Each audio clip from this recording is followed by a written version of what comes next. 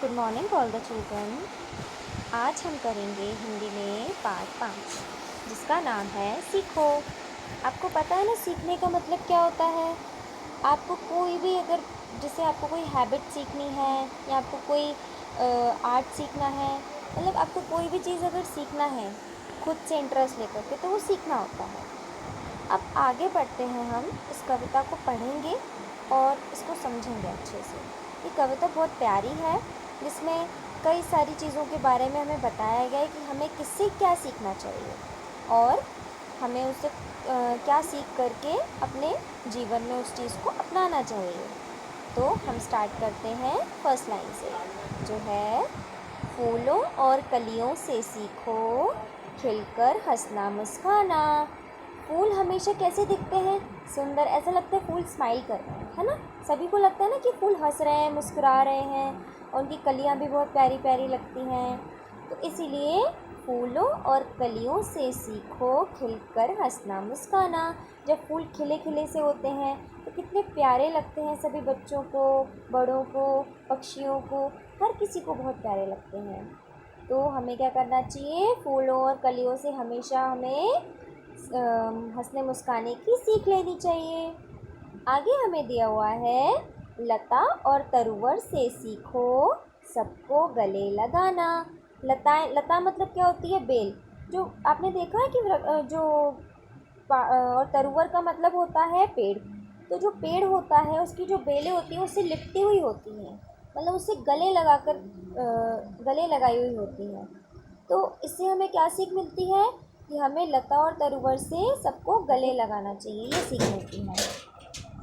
आगे हमारे पास है अगली लाइन, पक्षी के कलरव से सीखो सबकी प्यास बुझाना। तो कलरव का मतलब क्या होता है?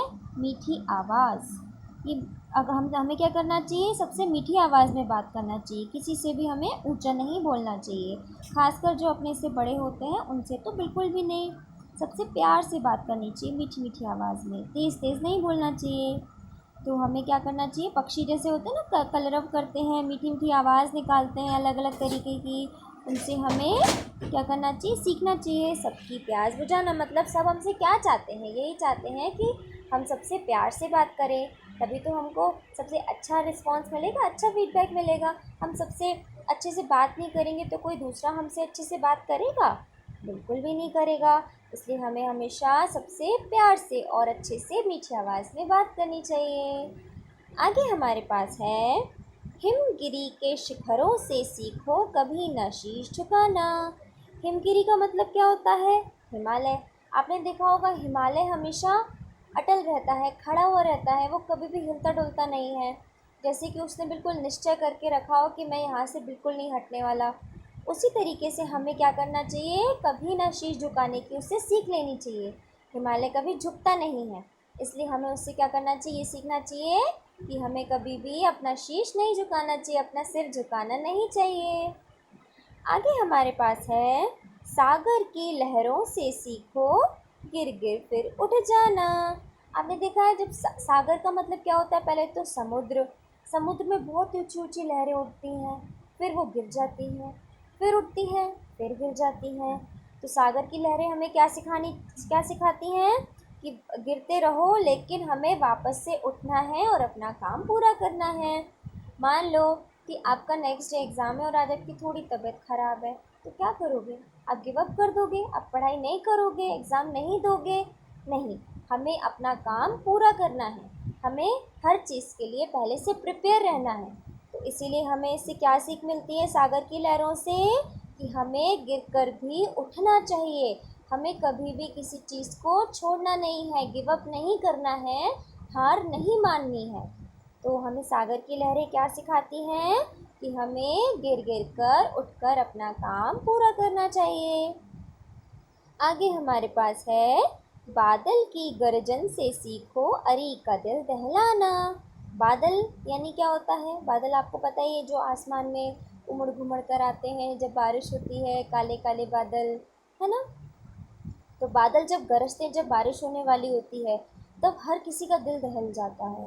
इवन जो बहुत ज़्यादा अपने आप को बहुत ज़्यादा ताकतवर समझते हैं वो भी डर जाते हैं कि भाई ये क्या हो गया। है ना। तो जब अरी का मतलब क्या होता है यहाँ पर, अरी का मतलब होता है विरोधी या वैरी, मतलब कि जो हमारे विरोध में बोलता हो, या मतलब हमारी बात जिसको सही नहीं लगती हो, हमारा विरोध करता हो हर बात में। तो इसीलिए, या यूँ कह लीजिए कि जो आपके बिल्कुल अपोजिट बात करता हो, जो आप बोल रहे हैं उसको हमेशा नहीं बोलता हो, वो आपका विरोधी हो गया। या फिर वैरी, जो आपसे वैर करता हो, अरी का मतलब ये होता है। तो बादल की गर्जन से सीखो अरी का दिल दहलाना, मतलब बादल जैसे गरजता है ना, तो हमें जो हमारे विरोध में बोल रहा है, तो ऐसा नहीं कि हम अपने मन से भटक जाएं, जो हमें सही लग रहा है हम उस चीज़ से भटक जाएं। अगर कोई हमारे विरोध में बोल रहा है तो हमें भी उसका विरोध बादल की तरह गरज कर ही करना चाहिए, हमें पीछे नहीं हटना चाहिए। तो बादल की गर्जन से हमें ये सीखना चाहिए कि हमें कभी भी किसी दूसरे व्यक्ति की बातों में आकर अपने मन को नहीं भटकाना है। आगे दिया हुआ है, दीपक की किरणों से सीखो तम को दूर भगाना। दीपक क्या करता है, यानी दिया, दिया हमेशा रोशनी फैलाता है, प्रकाश करता है, कभी भी वो अंधेरा नहीं करता।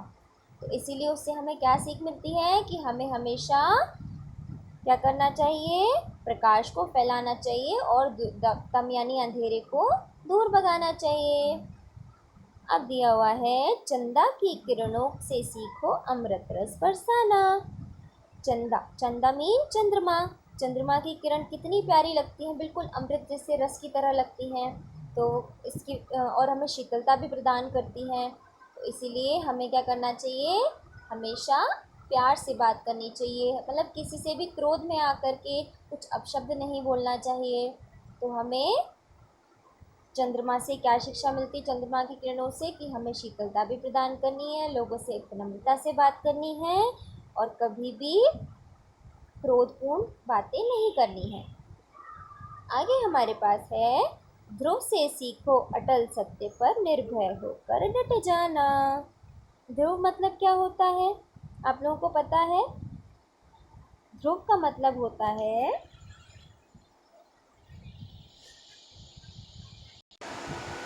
हाँ जी, तो ध्रुव का मतलब होता है जो अपने, जैसे कि हमारा जो शरीर है उसका ध्रुव कहाँ हो गया, सबसे ऊपरी भाग। इसी तरीके से पृथ्वी है, उसका सबसे ऊपरी भाग उसका ध्रुव हो गया, यानी कि पोल, जो पोल्स होते हैं ना, उसे सबसे ऊपरी भाग, जो सबसे ऊपरी हिस्सा होता है या सबसे निचला हिस्सा होता है, या सबसे कॉर्नर वाला जो पार्ट होता है, उसको हम बोल सकते हैं। जैसे कि हमारे 4 डायरेक्शंस होते हैं, तो 4 डायरेक्शंस पे जो प्लेस आती है वो हमारे पोल्स यानी कि ध्रुव कहलाते हैं। तो ध्रुव से सीखो अटल सत्य पर निर्भय होकर डट जाना।